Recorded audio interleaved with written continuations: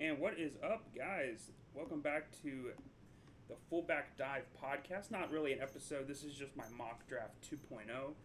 I'm not going to waste any time, we're just going to hop right into it. I'm going to go pick by pick. I'm going to explain who I'm picking, why I think they're a good fit. Not really much NFL news to really go over. The Baker Mayfield drama maybe for the next episode. Belichick's birthday, happy birthday to the GOAT. But other than that, kind of been a short, the dead period before the draft. It's just been kind of, everyone waiting each other out. But this is my 2.0 mock draft. I may have one or two up before the actual draft. Will be a live stream for that. But let's just jump into it. Let's just see, how I think this first round should go. Will it be like this? Absolutely not. I probably won't even have a 10% hit rate. There'll be trades. I'm not doing trades in this one. I think my 3.0 will have trades. This one won't be trades. That was loud. Sorry about that. Anyway, let's go into it. Well, with the first pick, I don't even think it's a question, really. It's not. It's Aiden Hutchinson. You can debate there's the reports that they are interested in Trayvon Walker, who I am very high on. Don't get me wrong. Love Trayvon Walker. But I think it's pretty clear they're going Aiden Hutchinson. They're interested. They had him in for a visit. It's a no-doubter. Pick Aiden Hutchinson. Yeah, he's not as good as other first-round picks or number one overall picks compared, to the last few drafts. But I think you have to go edge. Most valuable position beside a quarterback, and he would make Jacksonville just a better team. With the second pick, this is where I just said it. I'm going to go Trayvon Walker out of Georgia. Now, listen. Trayvon Walker is not anywhere close to a complete package. One would say he's not even 50%. He's just really athletic. One of the more athletic players in this class, and in a class where multiple players are becoming one of the most athletic we've ever seen in their position. That's impressive. Trayvon Walker is explosive. He's going to bring good run defense. You already know that. The only thing you're worried about is he going to be a good pass rusher? I think he will be. Give me Trayvon Walker at 2. I think they develop him, and I think he is a star player in 2 years. Now, the first two picks, I feel like those are the only time I'll do a mock, and those will be unchanged. I think those are going to be my top 2 up until draft day. But after this is when, for me, it gets wild. You're looking at the Texans. They don't really technically need tackle. But that doesn't stop me. There's people saying they like Ikem Ekwonu. I love him too. Charles Cross, they think is the best tackle in the class. Both of these guys are phenomenal picks.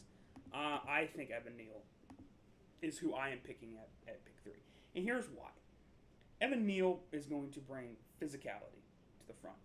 He's one of the more lean offensive linemen I've ever seen. He's like 320 pounds, and he looks like he's like 250. But what he's going to give Houston is he's going to give them a presence up front they desperately need. Yes, there's more pressing needs on almost every other position on the roster. And they could easily trade back on this one or even go with a guy like Derek Stingley, Kyle Hamilton, or even maybe an edge. If they really believe Thibodeau is that guy, they're going to pick him at 3. I personally don't. If I was Houston, I would go tackle either Evan Neal or Charles Cross or Ikem Ekwonu. You can't go wrong with any of them, but I think Evan Neal is, in my opinion, the best tackle in this class. Now let's go Jets. They're in an interesting position. They don't need offensive line. Their offensive line was actually not bad last year. They had Mekhi Becton. I believe they signed a right tackle in free agency, so they're probably not going to look to go offensive line round 1. And that gives them flexibility. Them and the team coming up. Honestly, with the Jets, I go back and forth between Kyle Hamilton, who I think is getting a lot of hate because he's not quote-unquote fast. People are saying his game speed is slow, and his 40-yard dash didn't help that argument. I would go Kyle Hamilton, but I think on draft day there will be a slide. So I'm going to kind of go off that logic. I think there will be a slide for Kyle Hamilton. And if Kyle Hamilton is sliding, I don't think there's a better pick here for the Jets than Ahmad Gardner. People are going to say that's a reach. And you may be right. I think he's better than Derek Stingley. Easily. I think Gardner is a top 5 player in this class. People would disagree with me. He's just elite at shutting everything down. He's going to be a number 1 corner day 1. Get him in the Jets system. Salah. That pass rush is going to be better this year with Quinnen Williams, hopefully taking another step forward. Hey, man, Ahmad Gardner can only make the team better. He's my fourth pick. The Giants, if they... I didn't really do this in the first one, but now that I think about it, it's kind of dumb. If Charles Cross falls to them, they are doing backflips out the window. Get Charles Cross. It's not even really a debate. You could go Ekem, and I don't think that's bad. He gives you more versatility. But Charles Cross, he tested well. They're interested in him. It's just pick an offensive lineman. You can get defense with your next pick. And speaking of your next pick, this is where the first quarterback discussion happens. Every mock, it's pick 6. I don't think they should do it at all. I think the Panthers they need quarterback, but you're not going to get a quarterback, I don't think, in this class that is going to make your team significantly better. Malik Willis, I think he has potential. Don't get me wrong. But I don't think he's the pick here. If I'm Carolina, I'm going pure defense. And if I'm sitting at pick 6 and a guy like Thibodeau is on the board, Ekem on the board, you have to pick him. I don't see it. I'm not huge on the Willis. I don't even know if the owner of the Panthers will give Rule the chance to draft a quarterback. I think that's something in play that not many people are talking about. Is it the possibility they go quarterback? Absolutely. But this is my opinion, and this is how I see it. I don't think a quarterback at 6 here in this class is worth it. Give me Ikem Ekwonu out and just run with it, man. NC State, he's a hometown guy. Go for it. Now pick 7, you're back to the Giants. You just took offensive line, so you know you're not picking offensive line again. Wow, I wonder who's still on the board. It's Kyle Hamilton. I mean, that would be a slide for me. I think Kyle Hamilton should be picked top 5, personally. But he's going to slide. But the Giants can't pass on him. They just can't. They lost Jabril Peppers. ACL injuries. They didn't play much last year, but they need more depth in the safety room. That's more than depth. That's a starter. He's going to come in, and I think he has superstar potential. I think the hate for him is a little overblown. Just me. Now, pick 8 is interesting. I think this screams wide receiver. It's not even a question for me. And what receiver do I think is going? It's for me, it's Garrett Wilson. Listen, Chris Olave, I love. And he is going to go in this first round. I love Jameson Williams. I don't like Drake London. Pick Garrett Wilson. If he's there at 8, you're lucky. That should be what the Falcons are hoping and praying for, is Garrett Wilson sliding past the Jets, sliding past the Giants, and even sliding past Carolina and getting to pick 8. No-brainer for me. Garrett Wilson to the Falcons. Pick 9. The second quarterback discussion we run into. I still don't see it. I don't like quarterback in this class. And you look at what's available. You have a talented corner in Derek Stingley, who I'm still very high on, and you have a talented edge in Kayvon Thibodeau. You have a guy like Trent McDuffie, who I think is criminally underrated in this class. You don't see many people talking about him. You see more guys talking about Daxton Hill and Kyer Elam more than Trent McDuffie. Don't sleep on McDuffie. Drake London, no. Bernard Ryman is a guy I'm starting to see more in these visits. And normally the visits kind of show interest. So don't be surprised if you see Raymond go in like the top 15. Linebacker's obviously a need for them as well, with the departure of Bobby Wagner. And you could also go wide receiver, get a third guy with that roster, especially if they think they're going to trade. Personally, if Thibodeau is there at 9, you are winning. You're winning. Get Thibodeau, it's not even close. Jets at 10, they don't need corner. They picked Ahmad Gardner at 4. They may be kicking themselves, seeing Derek Stingley and Trent McDuffie still there. But if you're sitting there, if you're the Jets and you're at pick 10, I think you trade back. Personally. I don't think you go wide receiver Drake London. But if they're going to have to pick here, I think they go wide receiver 2 on the board. And on my draft board, since I am the GM here, it's Chris Olave. Athletic. He's going to go up and get the ball. There's some rumors that he doesn't have the best hands. I don't buy it. I think Olave is another receiver that's getting a little disrespected in a deep wide receiver class. Go get Olave and you make your team elite. Well, not elite, it's the Jets, but you make your team very good. And Zach Wilson needs a big body target with speed. Olave is that guy. Washington, the third quarterback room controversy, and it's the third one, and it's the last one for a bit. I don't think so. You're sitting here, or you're Washington, and you see Stingley and McDuffie, you get Stingley. It's not even a question. That's a fall for Stingley. I just think with the talent on the defensive side of the ball, Stingley, who would normally be going top 7, top 8 in a class, slides a little bit. Nothing against Stingley. Great guy. His effort issues, that's one thing that's really his main question. He has the talent, is just can he consistently stay locked into the game? I think he can. Washington Commanders get a steal at pick 11. Pick 12, the Minnesota Vikings. I think they have a lot of options. Trent McDuffie and George Karlaftis are the two obvious answers. Drake London, I don't think they really need a wide receiver. They could go offensive line. Bernard Raymond. I don't know if I agree with that, though. I think, personally, for me, if I'm Minnesota and I'm looking at who's available and who I want on my team, really, it's a trade-down situation for me. I think you're going to see more trade-downs in this class than usual, just because the positional value in this class is more in the late first, early second. But they have to make a pick, and if you have to make a pick, the Vikings are going to go best player available. And the best player available on this list, by far, is George Karlaftis. Now, there's some issues with him. People are saying he's slow. People are saying he doesn't have the highest motor. Yeah, he's a little slow. He's not your traditional edge rusher. However, the Vikings need another impact player. And I think Karlaftis could be that. Again, I'm not huge on the fit. Personally, I think it's just the best player available. I wouldn't have been against McDuffie, but George Karlaftis at 12 is good. Now, pick 13, the Houston Texans with their second first-round pick. They could do anything. They went offensive line with their first pick. So a corner, Trent McDuffie, phenomenal fit. But I have a team in mind for Trent McDuffie, and I'm gonna let him fall one more pick. So you have Drake London. No.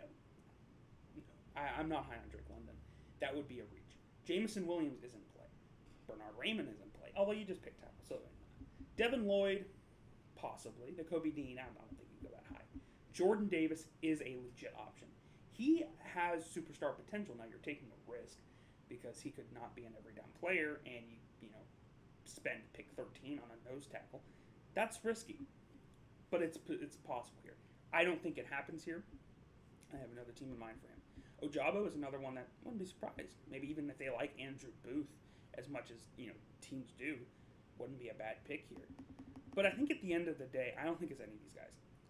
I think that if the Texans are picking at this point, it's got to be my man, the big dude, Jamison Williams. Listen, if there's a team that can wait, it's Jamison. Or Houston. Jamison may not. There's reports saying he could be on track to start week 1 or like week 3 or 4. We'll see. Teams may be cautious with that and want him to get 100% healthy and then get on the field. But if there's a team that has patience that can wait for a receiver, pair him with Brandon Cooks. Hey man, Davis Mills is set for a good year too. Or if they're in position to draft Bryce Young next year, Bryce Young has 2 very good speed options on the outside.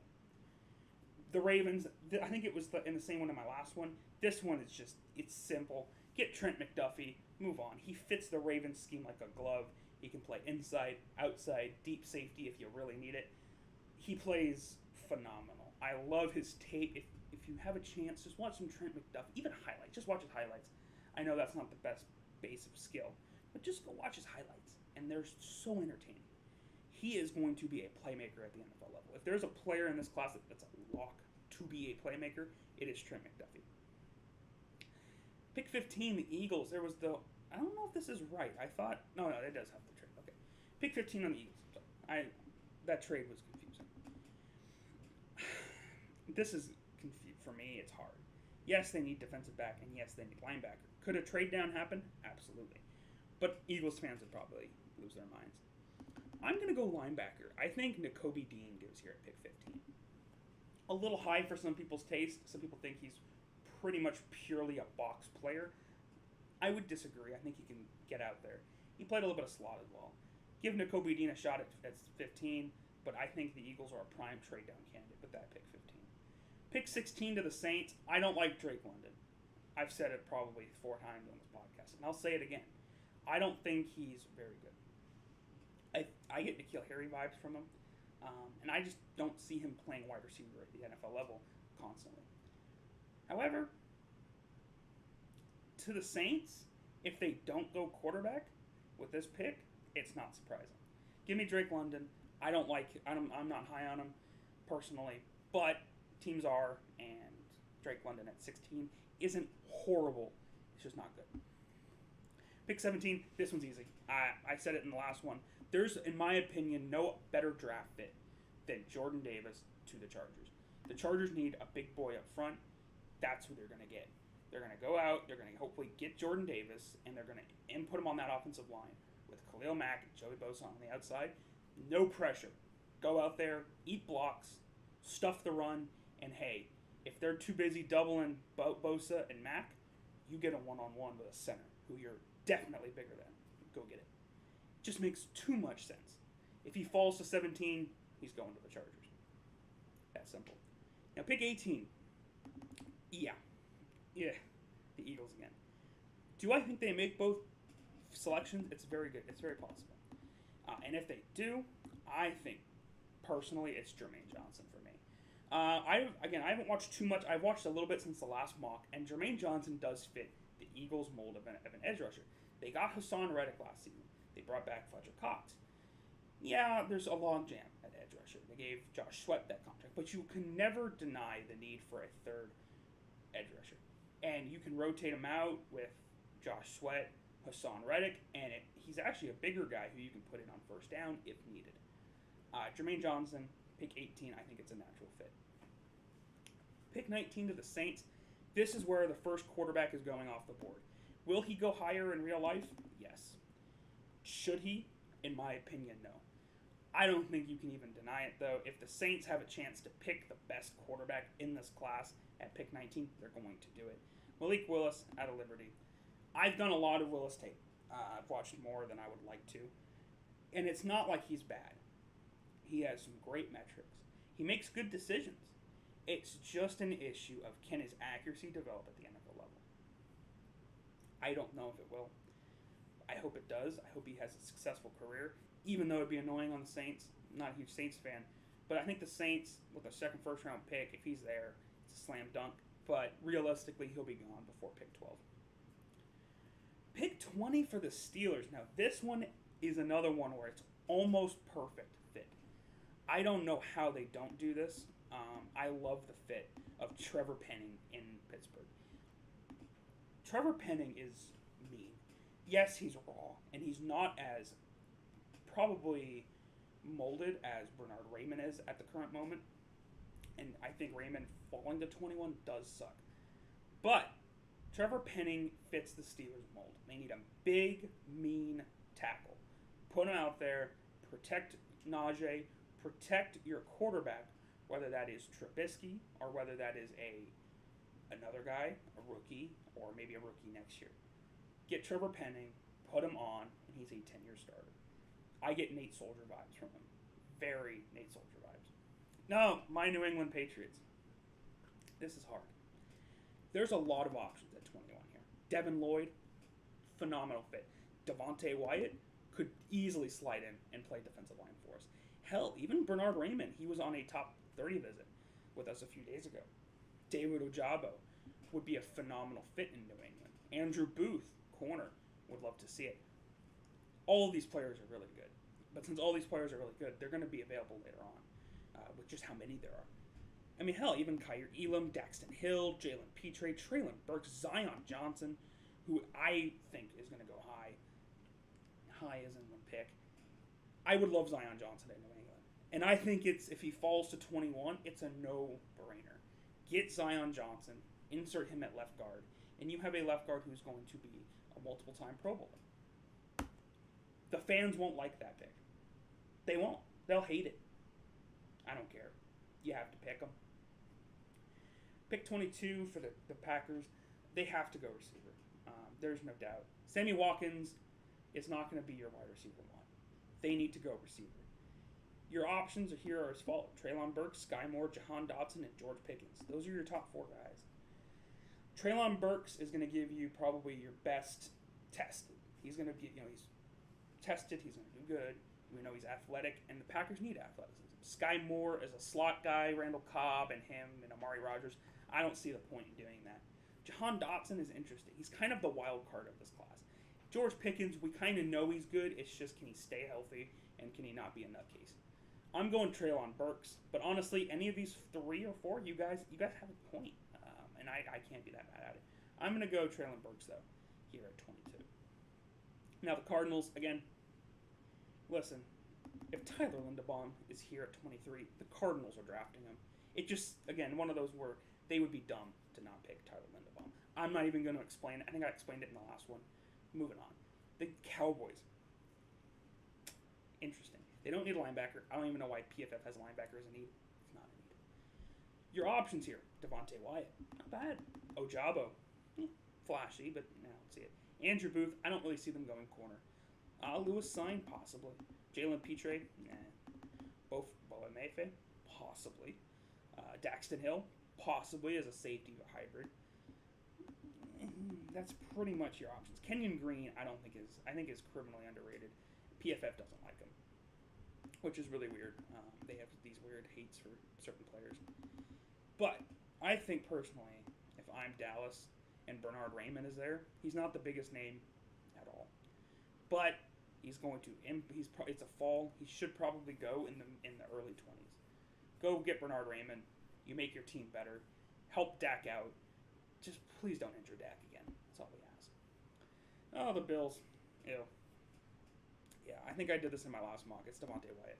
I'm not going to go too much into it. They need defensive linemen. Wide receivers, you could say wide receivers a need, but with how deep this wide receiver class is, I expect him to go wide receiver in the 3rd and the 2nd round. Get him, get Devontae Wyatt, and he was phenomenal last season. The Tennessee Titans at 26 have a lot of options.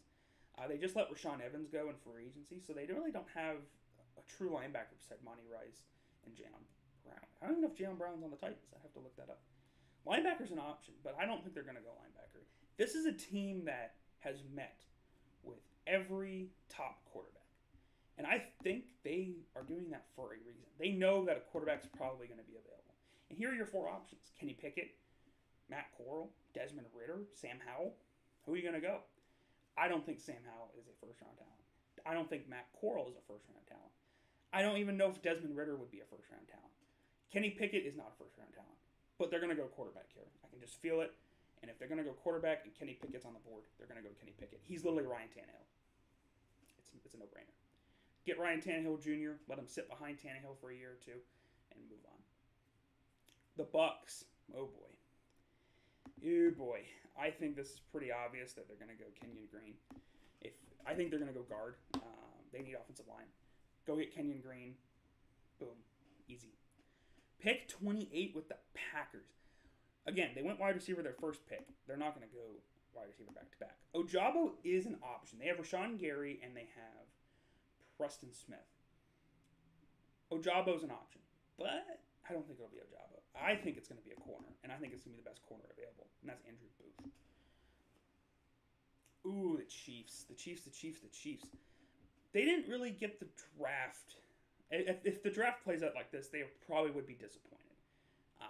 They're probably going to go corner or defensive back. And I don't think there's a guy in this league and in this draft that fits with Chiefs mold on defense than Daxton Hill. You lost Tyrann Mathieu. Well, let's go get him back. He's not. Is he going to be exactly what he is rookie year? No. But Daxton Hill can play anywhere you ask him to. He can even get linebacker if you get a little crazy. He's going to play anywhere you want, and he's going to play it at a good level. Get Daxton Hill. I think him at 29 is a steal for Kansas City. And then with their next pick, you'd think, obviously, they're going to go wide receiver. Yeah, probably. I think they have to. You could argue that they want to go like a Leo Chenal or a Nick Bonito. I don't see it. I think the receiver that makes the most sense for the Chiefs is, honestly, George Pickens. Go get George Pickens. Pair him with Juju. Pair him with MVS. It's not the best receiving core, but got to give Mahomes weapons. Pick 31 for the Bengals is interesting. Yes, offensive line is a need. And I don't really like the offensive lineman available here. Personally, I mean, you have to go down pretty far on this draft board. I mean, Abraham Lucas isn't a first-round guy. You can get him in the 2nd. There's no reason to really reach that hard for him. And honestly, a guy like Troy Anderson is somebody that the Bengals would consider. He is very athletic. If you guys didn't know, I think he's the most athletic linebacker we've seen coming out, according to that system. I can't think of the name off the top of my head. Troy Anderson is possible. It may not happen. Kyler Gordon is another option if they want to go. And I think that's the one I'm going to go. I like Kyler Gordon out of Cincinnati. Kind of a wild card. There's not too much about him, not much hype. But in a corner class like this, you're going to see a name float to the top that you weren't expecting. I think that's going to be Kyler Gordon. And then with the last pick, the Lions, they have a lot of options here. Dan Campbell said they'd be open to a quarterback if they were to go quarterback. However, if they're sitting here at 32 and Devin Lloyd is on the board, you have to draft Devin Lloyd. You just have to. So that'll be the end of it. That's my mock draft as if they pull it up. No. That's what we're looking at right now. Probably some opportunities to improve it. I don't know if Karlaftis to Vikings was the best one. Maybe the Jameson Williams pick, you could argue with me on it. I probably wouldn't mind. The Drake London pick I don't like, but if I were to grade this draft, it overall would be about a B+. A lot of teams would win with this. A couple teams would lose. I think, for example, should you really be drafting, Devin Lloyd at 32? He will be gone before that. But that's what I think is going to happen. So overall, that's about it. That was all I wanted to do today. I wanted to get the mock draft out. Kind of been busy with school, but I'm hopefully going to be able to do a live stream of this draft. So keep in touch for that, and I will hit you guys up on the next episode.